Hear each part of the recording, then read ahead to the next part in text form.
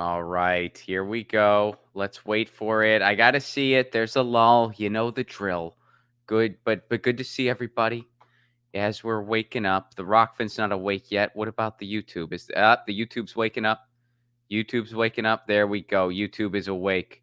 YouTube is awake. I love it. What's up, YouTube? Rockfin, where are you? There you are. They're almost at the same time. They're almost at the same. I mean, I know we've been live for a few minutes. There's a little bit of a lull, and I have to see it. Why? Because I don't have an on-site producer. I just gotta, yeah, you know the drill. What's up, everybody? Good afternoon to all my East Coasters. Hope you had a lovely lunch. My guest today is over on the East Coast. Good morning to all my fellow West Coasters. Good evening if you're in an evening time zone, wherever that may be, all over the place. It's evening in places right now. And to everyone in the future, Australia, New Zealand. First of all, thanks for getting up for this. I think it's like, what, 4 a.m. where you are? Something like that. Thanks for being here. I appreciate it. I'm a little worried about you. Why are you up this early?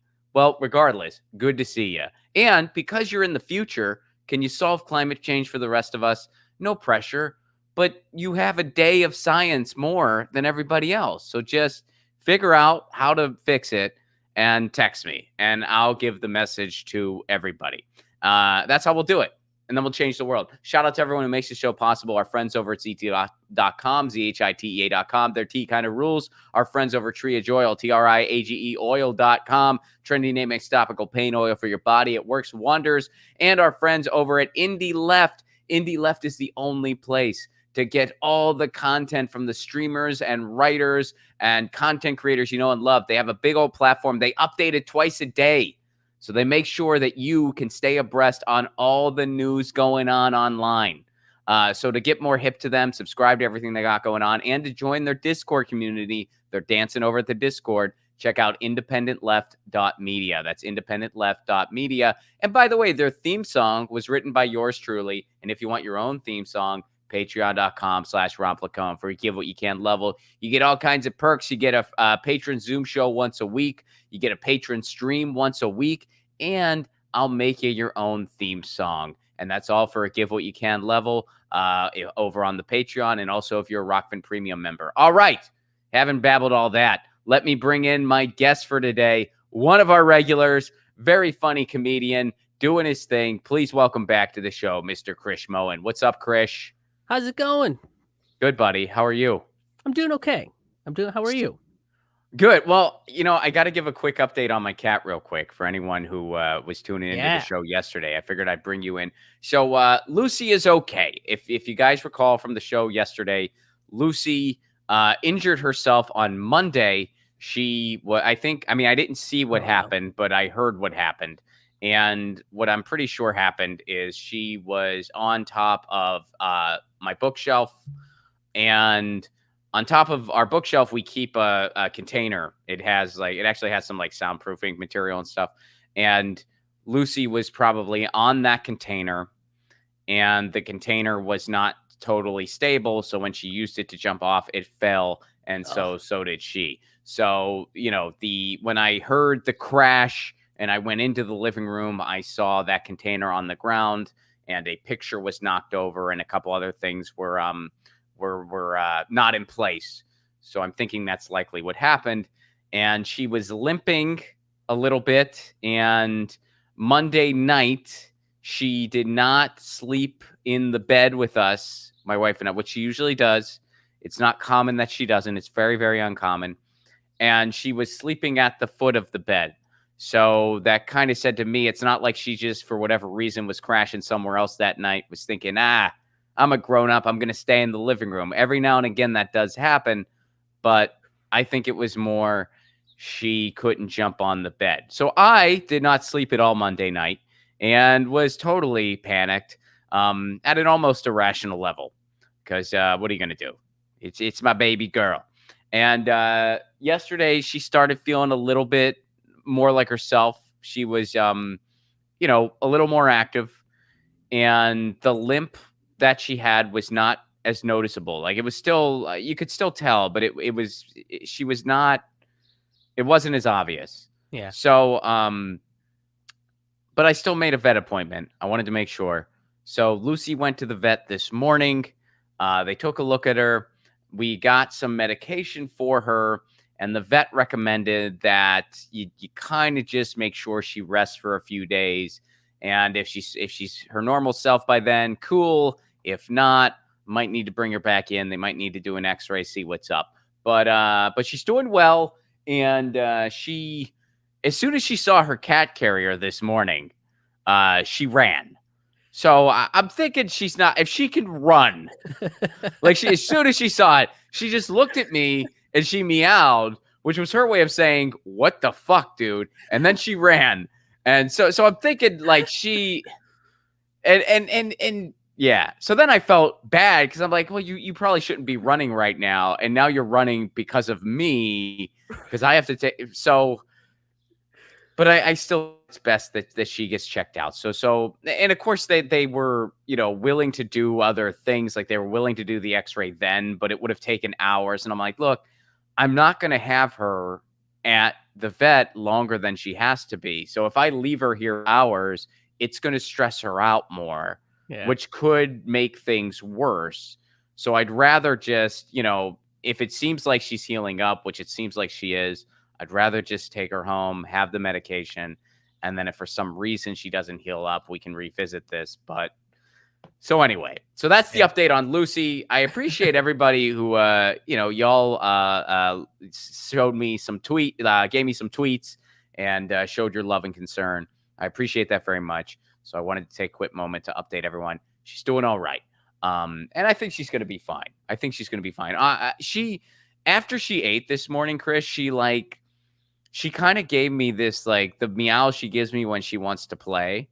Yeah. And I can't play with her. I'm like, I can't do that right now. I can't, because if you run around, that's just not good. I can pet you. So then she kind of pouted a little bit. And so Chris, this is literally tearing my heart out of my asshole. Like this fucking sucks. I can't. Because you can't explain to her, I can't, I want to play. It's a good problem to have. It's better, especially at her age. It's better that she's feeling better and wants to do more. And you got to say, hey, no, you got to rest for a few days. Just rest a few days and then things will be totally back to normal. That's a better problem to have than she's acting like an entirely different cat. You know what I mean? Yeah. Especially at her age. She's not a young cat anymore. So, but yeah, this is, I don't know if you can tell, but this is really wrecking my fucking universe. But she's doing okay, and I'm incredibly thankful for that. I'd be in the same boat. I like had a freak out moment because Milo has a little filing cabinet he likes to sit on and look out the window. And like when he basks in the sun, he kind of takes over the whole top of it. Like he spreads his whole body out. And I guess he like misjudged it and slipped. And I heard him like meow for a second because he was starting to slip and then just tried to like paw to stabilize himself and just fell on his butt, panicked, and bolted out of the room. Yeah, because he doesn't want you to know. Right, because he meant to do that. Yeah, he was like super embarrassed. And so immediately I panicked and I like rush after him and I was like, "Are you okay? I tried to save you." Like I had a total panic moment. And the only thing was like, he was like, "Hey, I know you like to mess with my tail every once in a while, and I find that annoying but playful, but right now don't do it. Just don't don't come." How old is Milo? He's 9. Oh, okay. So he's all right. So I thought he was like really, really young. Okay, so he's still at that age, man, where it's like cats do injure themselves a lot. That's just the reality. That's just the type of creatures they are. And once you get like over 10, you're gonna know some when they do it typically. And that's the thing. Like Lucy's gonna be 15. So wow. So yeah, like Lucy's an older cat, still very playful, still very active, which I'm so thankful for. And but when this happened, like we knew because she couldn't. You can't really mask that. But it looks like, I mean, right now she's just kind of asleep on her cat tree, which is fairly typical for this time of day. Anyway, it's just, like she's wanting to play and stuff some, and I couldn't do. I gave her a breakfast. She wanted to play after, which is typical. She's got all kinds of energy because she just fueled up. But yeah. So anyway, but at Milo's age, it's like he probably injures himself more than you even realize just because that's what they do, But and yeah, he but then hides it. and then like 15 minutes later, he comes Yeah, over, they're gets some fine. pets, and then he's like, "I'm gonna jump back up on the filing cabinet." And I was like, "Yeah, let's do it, Totally. man. You're good." Totally. You know? Well, I don't keep that container on the bookshelf anymore, just in case she decides she wants back up there. Yeah, a little Um, too much curiosity. yeah, I mean, Yeah, I never thought it would be a problem. Like I never thought like she's usually a really good judge of that sort of thing. Like it's never been yeah, an issue before where she's like knocked stuff over. Um, so yeah, but now I'm like, okay, that's not going back up there in case she jumps up there again. Because she right. might be like, I got to conquer the enemy now. It can't win. And it's like, well, you're just going to be on a flat bookshelf. So you can stay up there all you want because she'll be fine there. But yeah, anyway. So all right, cat care out of the way. And so Krish, I have a couple things I want to talk about today, and one of them is what is going on in India, the country that you are from, that Yes, you lived there. You were 10 when you came to the United 8. States, right? 8. Okay. Yeah, but What do you I kept remember? But you go um, back regularly. yeah, I went back pretty regularly. I went back every, like, year and a half, the first probably, like, 8 years that I lived in this country. So up till high school, I was there every 2 years for the summer, and we would stay there for a couple months. So there's quite a bit that I do remember. But in terms of what's going on there now, like when this whole pandemic hit, the first thought that I had about India was how are they even going to manage social distancing because a lot of the infrastructure isn't set up for social distancing. Like the marketplaces are pretty crowded. Like we lived in a one bedroom apartment with 6 people. Wow. So, and that's still kind of commonplace Mhm. for a lot of middle class people. Like they still live in 1 to 2 bedroom apartments with 6 to 8 people because it's multi generational families all living with each other. So my first thought was like, how are you going to social distance in a country with that many people? And it's like everything kind of is built on top of each other. So and now, I mean, you know, you're seeing the numbers spiking up, and it does Right. concern me because I think I was reading like maybe like 8.5% of people have gotten the first dose, and only 1.4% of the population has been fully vaccinated, and that's like Mhm. nowhere near what you need in order to like actually keep people safe Right. during a pandemic. Well, let me ask you one more just general question, Yeah. I mean, pardon my ignorance, but is the disparity between the rich and the poor? Because I know in India they have the whole. It's called the caste system, right? Like Yes. that's Yeah. now. So would you say overall the disparity between the rich and the poor is it worse than the United States? Similar to the United States? Like where It's would you say? It's probably a little worse Okay. because of the way the caste system operates. There are and because of the population.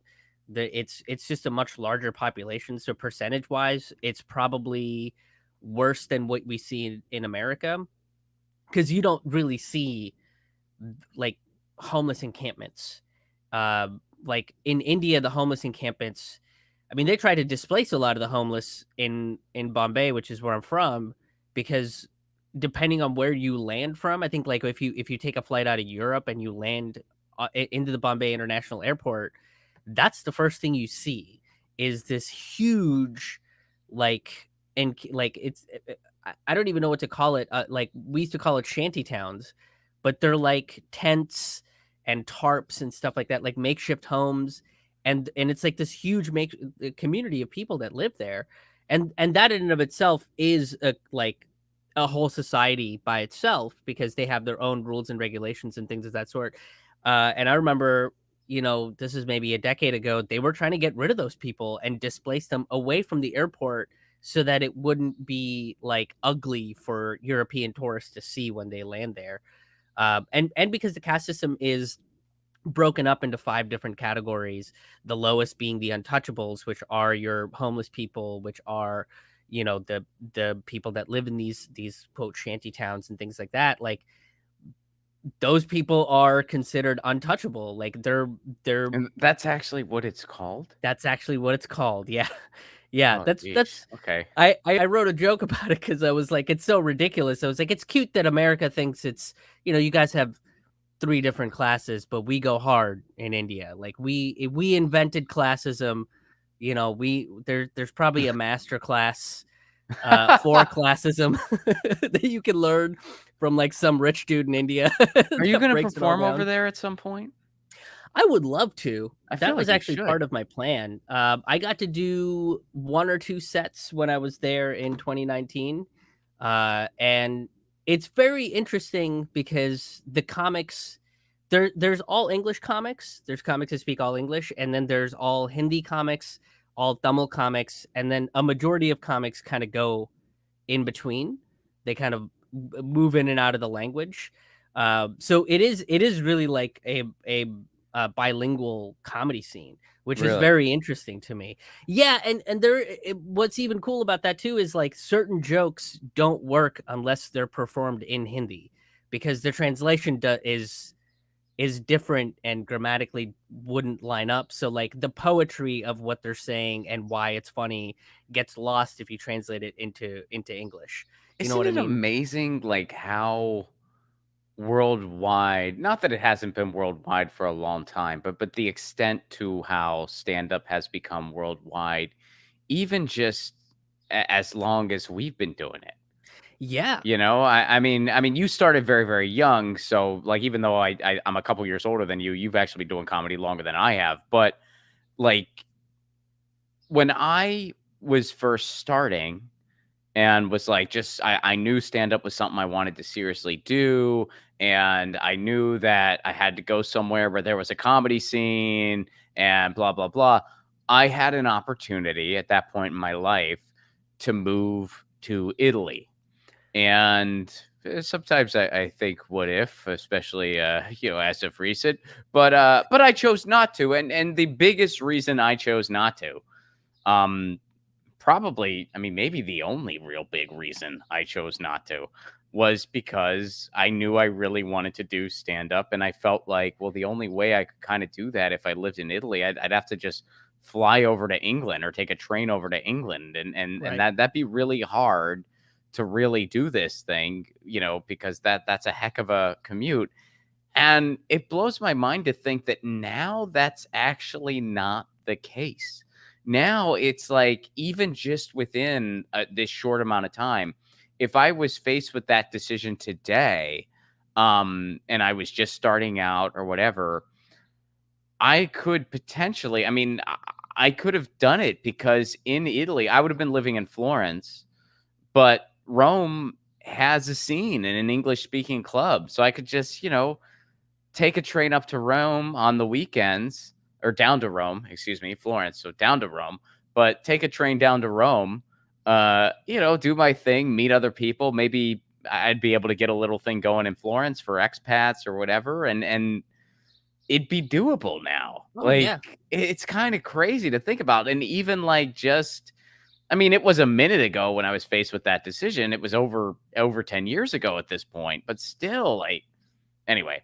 All right. I mean, when I So met, yeah, I mean, the last thing I'll say is when I met comics in India, we we we were all drinking a little bit, but eventually it wound up being like, man, if you come here, we'll show you exactly how to route a tour, and a lot of it can be done by train travel, and then they were like, the flights in between cities are so crazy cheap, on like.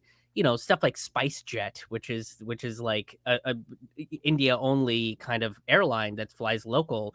I can get a flight for less than $100 and go to, two or three different cities and then do the rest of the tour by train and like make a little bit of money doing it. And apparently, like, especially if you're an Indian comedian based in the UK or the US, like that is something that people are very excited to see because it's a perspective that they don't really know and don't get to hear a whole lot of. So there is kind of a market for people that come in for, like, I think people are excited to see comics from different countries regardless of where they are. So I would Mhm. love to, hopefully, that is still in the cards to do, because I would love to go over there and even just see what material ends up working.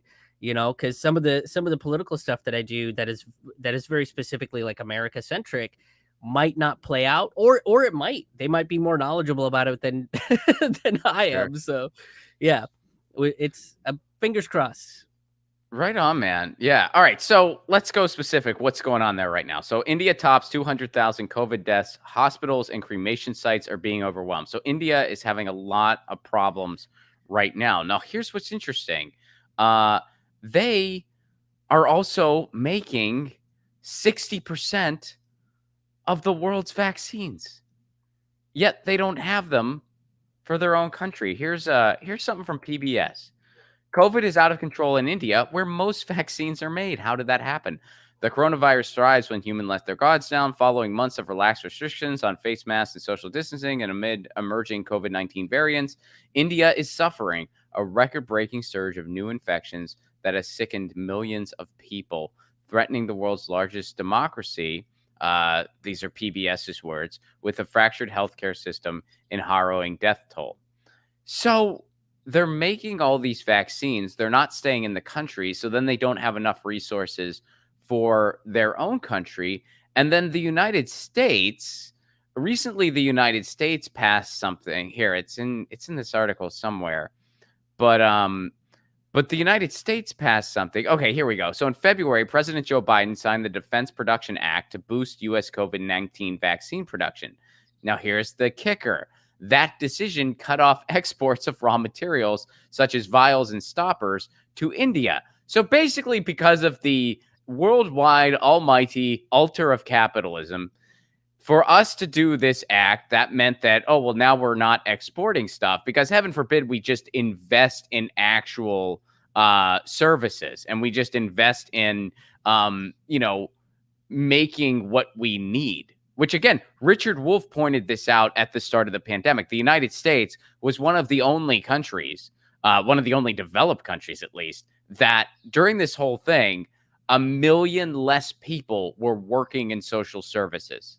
1 million less during a pandemic when you need it more than ever. That bleeds into all this because now it's like, well, instead of actually preparing, instead of upping production of everything we needed and addressing this head on, and funding what needed to be funding, we just gave a bunch of money to the banks. So now instead, we have to do stuff like this where it's like you're basically rearranging the chairs on the Titanic. Like, okay, well, we're going to do more stuff here. Well, that means that materials aren't going to India, where they're already producing 60% of the world's vaccines. It's not staying in the country at all because it's going to other places. And it's so here we Which are. which goes completely against what Modi's big philosophy was, because I mean, the BJP ran him as a right wing populist, and that's why he Which is an won. oxymoron, by the way. Right, There's I no know, such thing as a totally, right-wing populist. yeah. It's yeah, anyway. They But claimed that he was a man of the people, but they kind of ran him as this pro India, pro nationalist candidate, that he was going to come and help Indians out of poverty, right? Like, he was going to help them climb up the caste just like he did, because he started as a tea vendor and worked his way up to politics, where he became the governor of a state, and then he's now the prime minister. But it goes against because his whole big plan was make in India, which is, we're going to produce products in India for India. We're going to, have jobs here, very similar to what Trump was saying. We're going to bring manufacturing back to America so that Americans can have jobs and we can all, like, celebrate the fruits of our labor and all that kind of shit. But were his promises just as bogus? it seems that way. I mean, at Mhm. first, from talking to, a family in India and a few people that I met there when I was there in 2019, a lot of people very much had hopes that he was going to do something better for them. Like, he basically realized that neoliberal healthcare policies aren't going to work for a country like India. So he made a pseudo version of healthcare for all, so that poor people can have healthcare. He wanted to get internet to everybody. But again, you're seeing the the fact that anybody that criticizes what's going on in India, regardless of the fact that he wants to get internet to everybody, he's using the internet to like censor people. Like Yeah, you're not he's allowed to not a talk good about this on dude. Twitter. Yeah, Right. so the facade of what he was presented as in 2014 is kind of coming apart. And there a lot of people saw this coming, and I had my complaints about what he did, but I also thought there were some things that he was trying to do where I was like, okay, let's see what happens. This seems like a really interesting idea. Let's hope it works out. But again, being that he's part of a right-wing capitalist government, it falls apart anyway. Capitalism doesn't really think about people, and it doesn't actually have a plan. Like they don't look ahead to figure things out. It's just sort of everything is built in the short term, right? Like we gave $6 trillion to the bank, to the banks as like a short-term plan, but the long-term plan was how are we going to help people? And there was no long-term plan to help people. There was just more short-term plans to bail out the banks and Right. other corporations. And India's doing the same thing. Like the farmer strikes that were happening, and to my knowledge are continuing to happen, were against neoliberal economic policies. Right. And he basically squashed the strike very similarly to the way America squashes strikes, by using police violence. So it's Mhm. just and he's not thinking far ahead. He's thinking about what's good for India in the short term, which is let's have a bunch of corporations and private companies buy out the agriculture industry in India and quote help farmers make more money. Well, farmers saw right through that, right? And this thing is no different. If you're going to make 60% of the world's vaccines and you only have 1.4% of your population fully inoculated, something's wrong with that. The math just doesn't add up. You Sure. should be helping people out.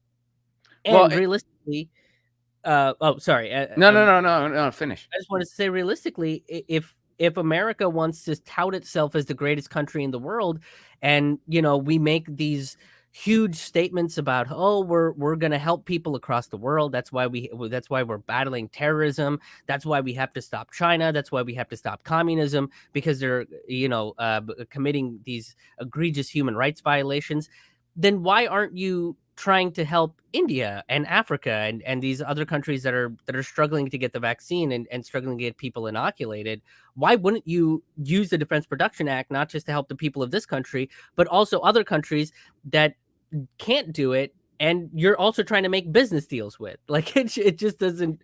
None of this adds up, and we're kind of seeing the consequence of that with the massive spike. I think it's like 250% increase in COVID rates just this month in India, which is crazy.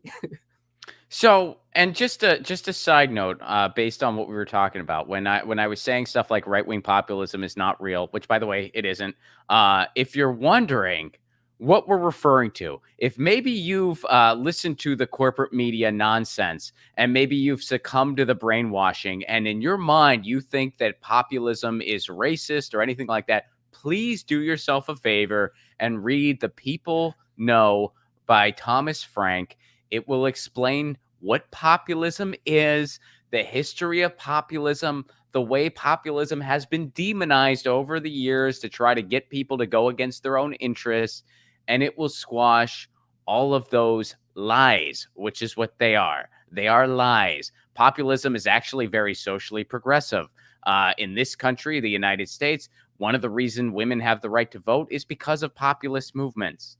One of the reasons that there was a big labor movement at some point was because of populist Yeah. movements. So that's what populism actually is. There is no such thing as a right-wing populist. It is by definition the opposite of being right-wing. Anyway, so let's go to this, and then we're going to go to Andrew Cuomo. But so here's some more stuff. So on Sunday, this past Sunday, the Biden administration committed to sending India supplies. This includes therapeutics, oxygen to treat those already infected. And so here's what Biden tweeted. Just as India sent assistance to the United States as our hospitals were strained early in the pandemic, we are determined to help India in its time of need. Now, on Monday of this week, the U.S. said it would share as many as 60 million doses of the AstraZeneca vaccine. The vaccine they're not using. That's a vaccine that we don't give out in the United States. So like, hey, this vaccine that we're not giving out, we still have millions of doses of it. You can have it. Screw it. We're not using it. Yeah. There you go. It's so ridiculous. So what's going on over in India? And meanwhile, here in the United States, we are dangerously close to the point where supply is going to exceed demand, where there's more vaccines available than people who are taking them. So yeah, wow. And I mean, New York State already faced that, and I know we're going to talk about Cuomo in a bit, but Cuomo put out a bill that basically said you have to throw it away. You can't. Yes. Well, the person got in trouble. That guy got in, and I think and this is foggy in my brain, but there was that guy. He was going to have to throw away a bunch of vaccines, and he's like, "This is not right." So he got them to people. Yeah, and they fired him. Yeah. And I think he has since gotten his job back because of all the public outcry about it. I think, but holy shit, man! Again, pharmacies were in trouble in New York because they just had too many doses and not enough people were signing up. So they were like, "Well, there's a bunch of backlog people that aren't in, group 1A or whatever. Why don't we just give it to them?" And instead of just letting them do that, they made them throw away a bunch of vaccines, which is like, it makes no sense. No, it doesn't. That's why I'm like, if you have more of the supply than the demand, then now would be the time to start sending over these doses to India and Africa and Latin America, because those are the countries that need it, and or just make it available to anyone. Yeah. I mean, like, and I think now we're at the point where it's available to whoever wants it, but, or I think it's over 18 or whatever. But yeah, I mean, it's like if certain people, if you're past a certain group and you have extras, just make it available. And they were doing some things where, people could get on a waiting list. Like let's say you weren't in the group 1A or 1B and it wasn't to your group yet. You could get on a waiting list, and at the end of the day, if they had any extras, they would call you, and you could like get down there and you could get the vaccine. But it's just something when you realize that we're in this as one world, and you witness firsthand capitalism ruining that. Yeah. Be it handling a pandemic, be it climate change, be it peace, whatever it is. I mean, capitalism just basically prohibits acting as one world. Yeah, absolutely. Absolutely. I mean, it to people that were like on the fence of like, or claim that there's compassionate capitalism and all that kind of crap. Like, you just have to look at the way that's like a right-wing populist. I know, exactly. There's, the right-wing populist had compassionate capitalism. No such thing as any of those things. Those are all like it's like saying the qualifiers they put, but you can't have. There's a right-wing populist the same way there is wet fire. Yeah, but you can't have compassionate capitalism when the option is to throw food away because it saves the corporations money than it is to just buy up the food and send it to communities that need them. Like, that's capitalism. Capitalism would rather throw it away than actually feed people that need to be fed, that are having a hard time buying groceries. Like, it's just, this is the system that we're living in, and a lot more people are waking up to it, which is great. I want more people to fight back and stop using qualifiers for a system that clearly doesn't give a shit. And there is no such thing as compassionate capitalism at all. No, there's no such thing as compassionate conservatism. There's no such thing as any of that stuff. It is by its very nature completely like just doesn't take humanity into account. Yeah, that's the point of it. That's why it does the same thing every time, and it implodes. If capitalism was a car, it would break down every 2,000 miles. Would you keep that car? Like, or less than that, really. But so, all right, let's get over to Andrew Cuomo. I know we're both really big fans of his, and I bought 10 copies of his book, so I could. I bought his album. Did you buy? I'm waiting. I'm very excited for season 2 of Cuomo and the COVID. really, they ended it on a cliffhanger, and I'm really excited to see how he's going to come out of this. Well, here's a follow-up. He said this recently because he's a really classy guy. He finally came out about all of his accusers. Cuomo says accusers want attention in first press conference in months. What a guy! What a great guy. Governor Cuomo, he finally comes into the public spotlight, fended off a barrage of questions about his mounting scandals. Woman after woman after woman accusing him. I think it's up to 9, I believe, who have accused him of inappropriate behavior. But here's what he has to say. He's defiantly insisting he has done nothing wrong and saying some of his accusers just want attention. And wait, get this, they're jealous. What a classy guy. What a guy. I guess of how cool he is. I don't know what they're jealous of. Maybe they're jealous that he had a silver spoon completely. Yeah. Because daddy handed him and his Fredo brother everything. And all that both of them had to do was not take the silver spoon and shove it up their ass. And both of them, I guess because they were both weak sperms, couldn't pull that off. Both of them shoved the spoon right up their assholes. Fredo and the elder Fredo. They both freaking did it. I mean, what a... He's just... I love... I mean, his apology when it came out was one of those, like... I'm sorry you feel that way. Like, it was that version of the apology. Well, and it's like, that's not really an apology. Like, you're not apologizing for anything. Like, and he basically came out and be like, look, I hug people, I kiss people. That's what I do. I was in Queens the other day and I looked at this broad and I was like, hey, come here, you plant one on my face. Like, it was just That's ridiculous. Basically what he said. Well, I think somebody in the chat mentioned this. Now, I have not heard this, but maybe you have. Did he say, hey, I'm Italian? Did that happen? Do you know? I don't know, but I wouldn't put it past him, because one of the press conferences he did, he literally spent like 3 minutes reciting what day of the week it was. I wouldn't put it past him either. I can't say if that's for sure. I'm scrolling through this article to see if it. No, he's saying that they were just jokes. That the one woman says that he was saying how he's open to sex with other people and he's sexually frustrated at home. Those were just jokes. Those were just jokes he was making. That's a really funny. I mean, that's hilarious. Like, don't you wish you wrote that? Don't you wish? Yeah. I mean, think of that's such a funny joke. Imagine just walking on stage, be like, hey, I'm not. My wife is. I'm not getting it at home, and I'm open to sex with other people. They'd be like, that's hysterical. Who saw that punchline coming? I mean, I thought jokes had a setup in a punchline. That sounds more just like a statement, but hilarious. Like, my merch is just naked postcards of myself. That's my merch. come say hi, get a naked and then it portrait. says, move over, Anthony Weiner. Oh man, yeah, I completely forgot about that guy. That guy.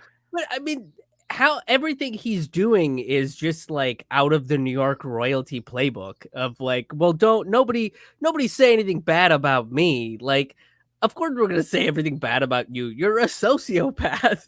Like, Here, wait, like, check out this part, dude. The controversy is just more of the ugly politics at the time. That's what Cuomo said, and he blamed President Trump, among others, for making it a very big issue. He blamed Trump for it. Somehow it's Trump's fault. As for allegations, he forced staffers to work on his pandemic memoir. Cuomo denied that too. People volunteered to work on the book. The governor's Cuomo comments were blasted by the lawyer for Charlotte Bennett, a 25-year-old ex-aide who accused the governor of sexual misconduct. Bennett says the governor asked her inappropriate personal questions. Those were just the punchlines were there. She just missed them. Told her he was open to having a relationship with a woman in her 20s. Lucky her. Doesn't that just make you... Weren't you just wondering? Like, I wonder how low this guy would go age-wise. I need to know. And left her with the feeling he wanted to sleep with her. What a guy. Wow. And he's just... And look, hey, I'm all for due process. Usually when there's smoke, there's fire. This guy has 9 accusations. But to go say that people just want attention, I mean, this guy thinks he's untouchable. But isn't that Maybe what because he has Republicans his say? brother. No shit, right? Well, dude, Like, this is conservative rhetoric going around any sort of like sexual misconduct accusations. well, Like, and hey, well, I was just going to add, based on what you're saying, like, look, Donald Trump is disgusting, but just saying, imagine if Donald Trump said that. How the press would react if Donald Trump said that. Imagine how Blue MAGA would react. And by the way, rightfully so. That's a horrible thing to say. But Cuomo says it's somehow not a problem. Yeah, Alyssa Milano would have a thread on Twitter. Oh, yeah, about Cuomo. Absolutely she would. Or excuse me, about Trump. Absolutely. Trump, yeah. Cuomo, she's silent. She doesn't even have Me Too in her bio anymore ever since Biden. Which, by the way, Joe Biden... Joe Biden actually had a better... I mean, when Joe Biden was accused, he even said, well, people deserve to be heard. Even Joe Biden had a more diplomatic response than Andrew Cuomo. Even Joe... Which, by the way, I love... if any... Now, this doesn't happen to me often, but if a Biden stan ever gets on my case because I didn't vote for him, I always have the response of like, hey... I'm just doing what your king told me. Your king told me that if I believe Tara Reid, I shouldn't vote for him. I believe Tara Reid, so I didn't. I'm just doing what your king told me. If you have problems, you have to take it up with your king. I'm just following instructions. Go see your king. Say Ronald Placone was following your advice when he did not voteth for thou. But by the way, it's springtime in Pittsburgh because there are birds having a field day outside of Chris's window. Yeah, they're going crazy. They're loving it. You gotta enjoy. They're very excited. Is it sunny today? Is it nice out in Pittsburgh? Yeah, there is some sun. It might rain later. It's in the 70s. I love it. And those birds, by the way, also think Andrew Cuomo is a piece of shit. That's what they're saying. That's the conversation they want their voices to be heard. Like, how is this guy the governor of a state? This is crazy. Beautiful.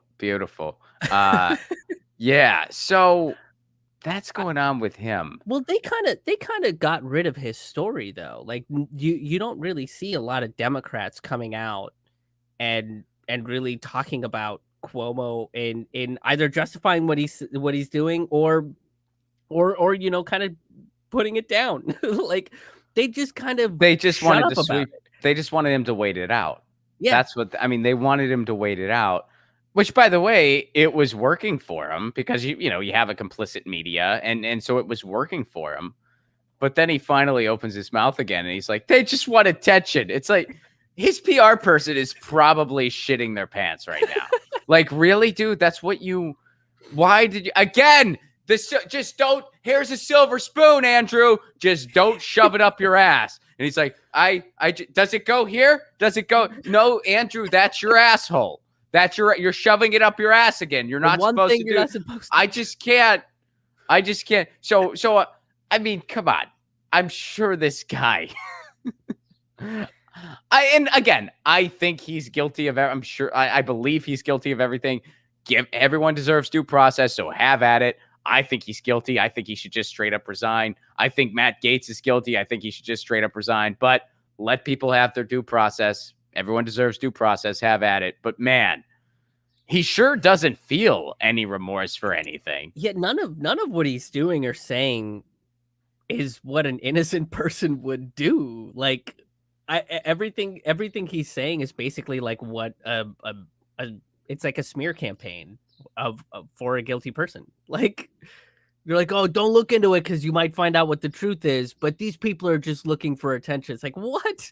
What are you talking about? And again, it just blurs the line because these are conservative talking points. Like we heard, how many times did we hear like, oh, these people are just looking for attention when the Brett Kavanaugh hearings were going on. Like, it's the same thing. And you don't hear any Democrats coming out and being like, gee, this is just terrible fucking, like, this is terrible PR. and nobody's kind of distancing themselves from Cuomo or anything. Like, they're just kind of being quiet and hoping that it goes away, just like they were trying to do with Biden after he gave what was it, on MSNBC or something, he made that statement, and then it was just like, let's just stay quiet about this and it'll just go away. And it is up to people like us and real journalists to cover this stuff and continue to let people know, hey, Andrew Cuomo is kind of a huge piece of shit. So well, here's the thing, man. And again, like, I'm not a jury or a judge. I'm just giving my take on it, what I think is likely the case. But usually when there are false accusations against somebody, which happens, of course, that's part of the world, that does happen. But usually when it does, the person has a certain amount of pain that they're feeling. There's a certain amount of because it's an attack on their character that's not true, and they have their side of it that is very thorough because they're taken aback by the accusation. They have their side of it, and and then of course, like, hopefully they get due process. right. In this case, he doesn't have any of that. He's not showing any type of, like, he's really taken aback by this. Instead, he's just being dismissive. He has no real substantive, like, no, this is what's really going down. Instead, it's just like, they were just jokes. Come on. I'm a hugger. Come on. Yeah. Instead, it's more like that. Yeah. Which leans more towards your bullshitting. Yeah. So, I mean, if this guy isn't guilty of anything, which again, I think he is, but if he isn't, man, is he doing a really shitty job of making the case for it. Yeah. I don't think he could do a worse job if he tried. So, but I still stand by my theory that him and his brother are just going to switch jobs. I think that's what the royalty Cuomos are going to do. I think he's just so my brother's gonna be governor, and I'm gonna be on CNN. Here's my first report: hugging. Why not? Forget about it. Huh? Second report: catcalling. It's okay sometimes. Am I right, ladies? Third report. Well. And then Fredo's like being governor, like, what, you have a problem with this policy? I'll throw your punk ass down the stairs. And it's like, why are they, Jesus, this family is something else. Holy shit. That's what it's going to be. It's going to be Cuomo versus AOC for the governor of New York. Dude, so I got a fun one. This is a fun way to end the week, Krish. I love doing these types of I love participating in these types of activities on social media, and maybe someone else did this too, but I was proud I did this. So here's a picture of four they look like maybe college kids, and they have a pro-capitalism information table. And they have flyers. Here's one of the flyers says reasons to be a socialist, and then it's blank. That's what they did there. Very clever. One says I am a victor, not a victim. So that is something. And then this guy he looks like he plays in Weezer or something. And then this other guy sign says that says capitalism cures, which sounds kind of creepy. And then this other guy has a sign that says capitalism cures poverty. Now, I don't want to. I'm not trying to sound insensitive here or not. And maybe this is a little crass, and I apologize in advance. But any one of them could have held up any one of these signs. Do you think it's a little odd, Krish, that the one who is, the chubbiest in stature, they gave the poverty one to? Yeah, that is a little weird. I mean, that's a little bit of a strange choice. I'm sorry. I'm not trying. I mean, whatever. I'm not, but that's a little weird that they're like the poverty one. Let's give it to the chubby guy.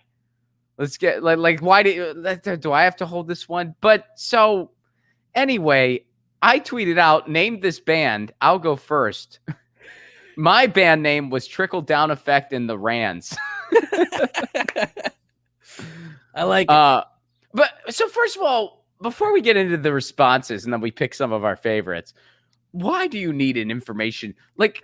I was just about to say, like, it's like capitalism. You got everything you need. This is we're doing the like it's like having a protest for Walmart. Like I am protesting for Walmart. I got to stand up for them. Why? Well, someone needs to stand up for them. That they make a ton of money and they're everywhere and they exploit their workers. They're winning. Yeah. But I need to stand up for them. Low prices. Here's my information table. Like, man, what a way to do the Lord's work here. There's just not enough representation of capitalism in America, though. Well, I think they're over in England, I think, or somewhere in the UK. Oh, well, yeah, because this is a UK bank. Capitalism is almost non-existent there. Right.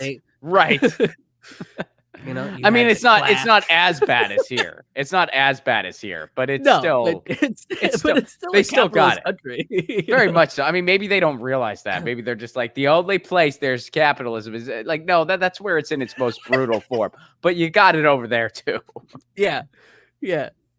Anywhere where there's advertising present, I feel like capitalism is still there. And all of these things are so first of all, capitalism cures. That's just creepy. That doesn't mean anything. I'm a victor, not a victim. That doesn't mean anything. Reasons to be socialist, there are plenty. Capitalism cures poverty. No, capitalism causes poverty. Yeah. Charitable acts happen in spite of capitalism, not because of it. You don't have to go too far, except look at America in terms of how many people are going to be homeless soon. And look at the way that the housing market's operating. Like, yeah, there's people that have 2 or 3 jobs that can't make ends meet. We live in a capitalist system. Like, it doesn't cure poverty. It's creating poverty pretty actively. So here, we're going to go through some of these because there's some fun ones. Some people are really impressive. And by the way, if you have one you'd like to add, feel free. Give a super chat, give a Rockfin tip, and we'll hit yours as well. But here's some of them. This is from Harpoon Lobotomy. Me and the I don't see value in other people's lives unless I can profit from it. Privileged people. This is a good one.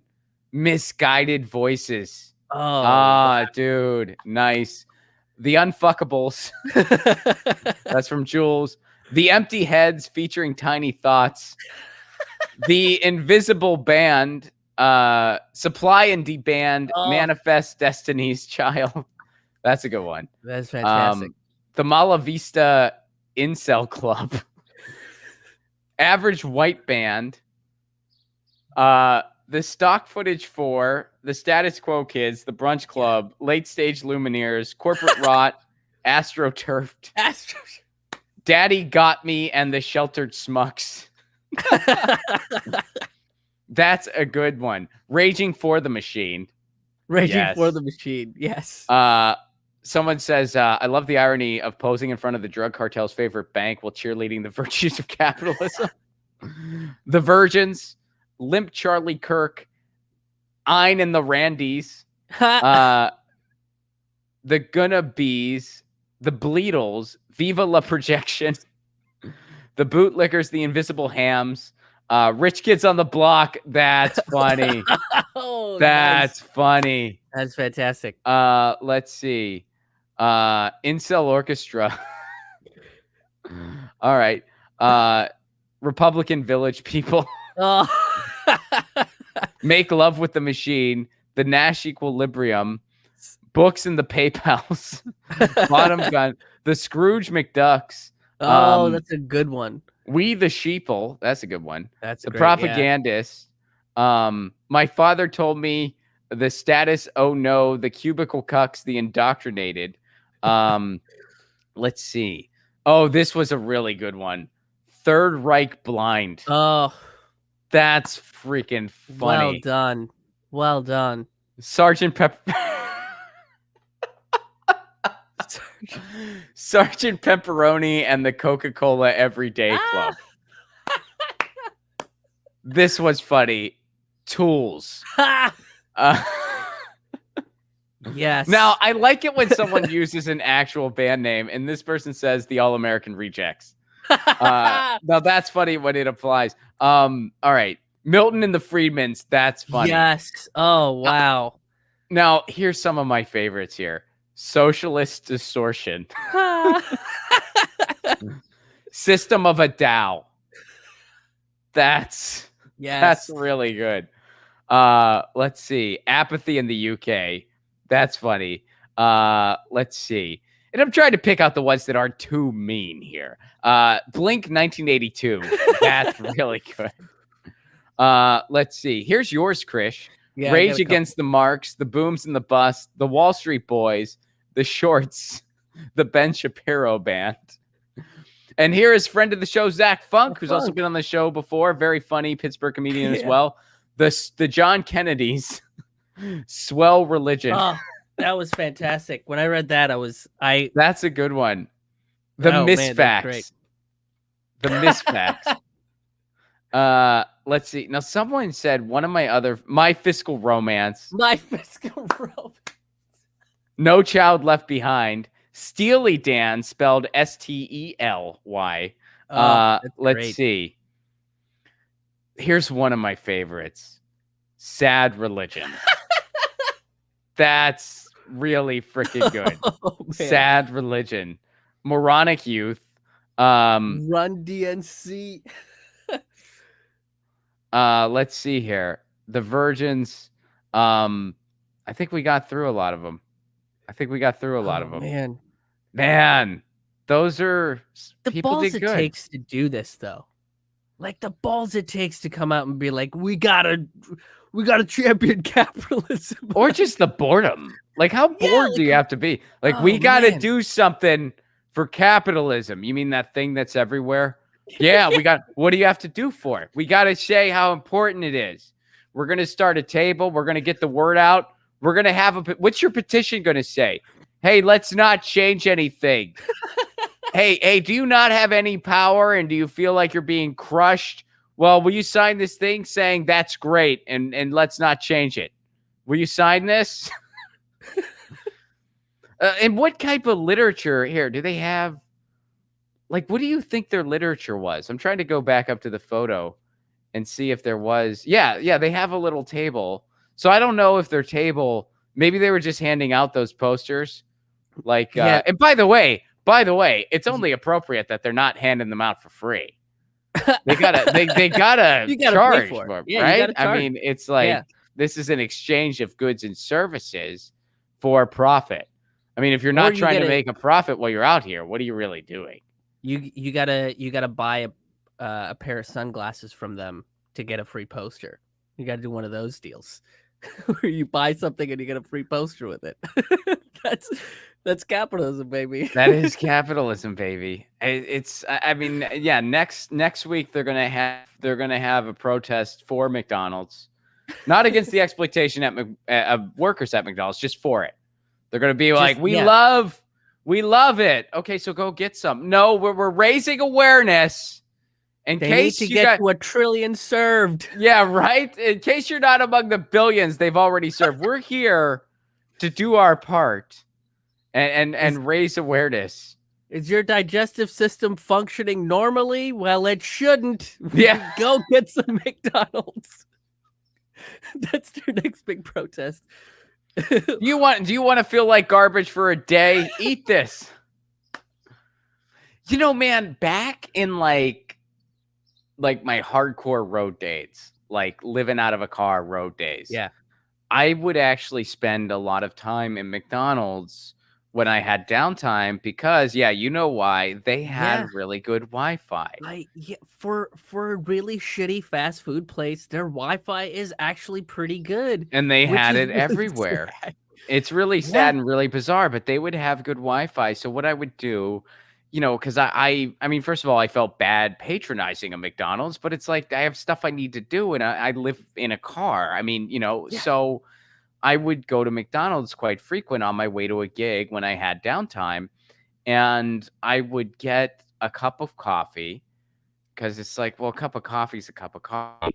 And then if I really just needed something to eat, I would get like the one thing I would be willing to eat from them. They had these fruit and yogurt parfaits. And I Yeah. think I think the yogurt was sort of actually yogurt and the fruit was sort of actually fruit. And I would get one of those. And that was the only thing I was willing to get from them. Uh, Yeah, it was like McDonald's or like Starbucks was even one of those things, and I hated going there. But it was like, well, you guys have really good Wi-Fi, and I kind yeah. of need to get a couple things done before this 5-hour drive to the next town. So I got to sit and get stuff done. But yeah, and I don't even like that was the thing is like McDonald's coffee, weirdly enough, is tolerable. But like the basic Starbucks Pike's Place It is sucks. real bad. It sucks. Their Yeah. coffee's terrible. It's Their terrible. coffee's terrible because they're not really about coffee. They're about coffee milkshakes. Their Right. entire business model is just, do you want to drink a shake in the morning and still feel like a grown up? Well, we gave all these like coffee themed milkshakes really grown up, fancy sounding names. And so come here and get every morning for like an obnoxious amount of money. And don't get me wrong, I'm not going to sit here and say I've never had a mint frappuccino and it wasn't tasty. Of course it was. But that is what Starbucks is. That's what Starbucks is. Just so you know. Just so you know. And again, like you said, I try my best to avoid that place. Sometimes on the road, you got to go for some Wi-Fi, you got to buy something. And so I don't. And also sometimes every now and again, someone will give me a Starbucks gift card for the holidays. Yeah, I get those too. Those, because I think it's just like it's easy because we're nerds, and they just think they're like, well, nerds love Starbucks. It's where you go and write for your screenplays. That's what that Ron writes in Starbucks every day. That's all everyone in LA does. So that's what Ron does, and that's fine. I don't, like that's fine, and I'm not gonna be. I'm not one of these people where it's like I have to correct family members. Like, no, I go to an indie coffee shop. Yip. Like I'm not gonna. I don't need to be that guy. So I just graciously say thank you, and then I use it. But so you're welcome, Howard Schultz. You're welcome. Every now and again I spend $25 at your establishment because I get a gift card for $25, like every other year or something. So, and yes, I've used your Wi-Fi to write about labor movements. Yeah, right. There you go. I'm writing about stuff critiquing. I've written jokes where jokes about you, where you're like, don't say billionaire, please say person of wealth.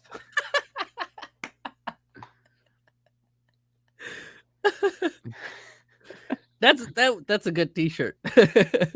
Well, he said that. He was like, don't say person of wealth. And it's like, you've got to be. What an insane thing to say. What an insane and out of touch thing to say.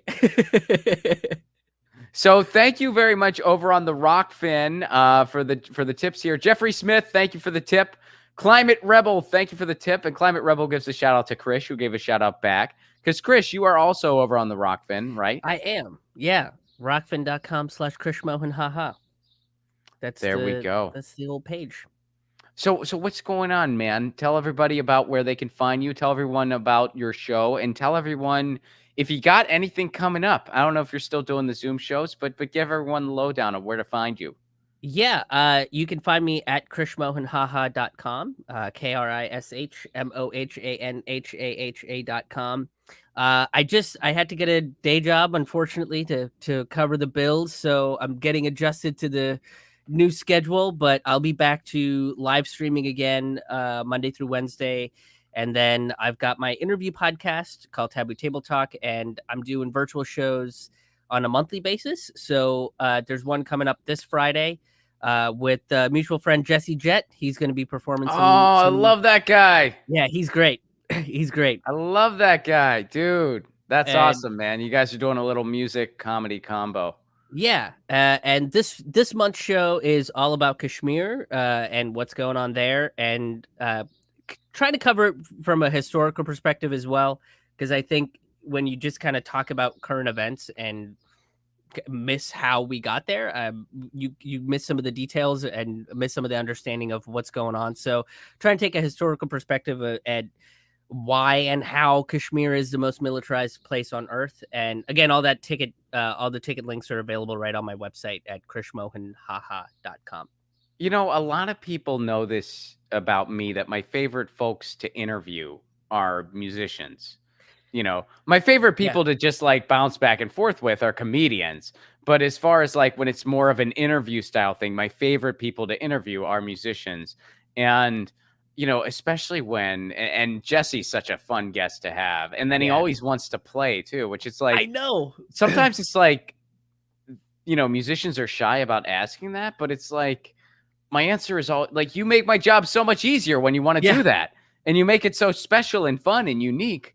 But I don't want to be presumptuous and assume that you want to do that, because maybe you don't. But I think more often than not, they do want to do that, because a lot of musicians, that's where they're the most comfortable. Yep. Well, that's awesome, man. So everyone can go to your website to get all those tickets, which is just krishmohanhaha.com, right? Yep. Awesome. Yep. Yeah. Everybody check Krish out. You know the drill here. We'll be back Monday for an official Get Your News On with Ron stream.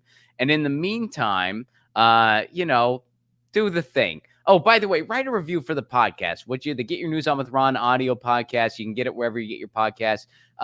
Give a 5-star review. Write a nice review. If you're feeling that. I mean, don't just do it if you're not feeling it. But if you're feeling it, if you could do that, that'd be freaking awesome. And in the meantime, Lucy, she's asleep on her cat tree and she is feeling better. And she says meow, and Milo says meow, and Krish says peace, and I say peace. And we'll see you next time. Peace, everybody.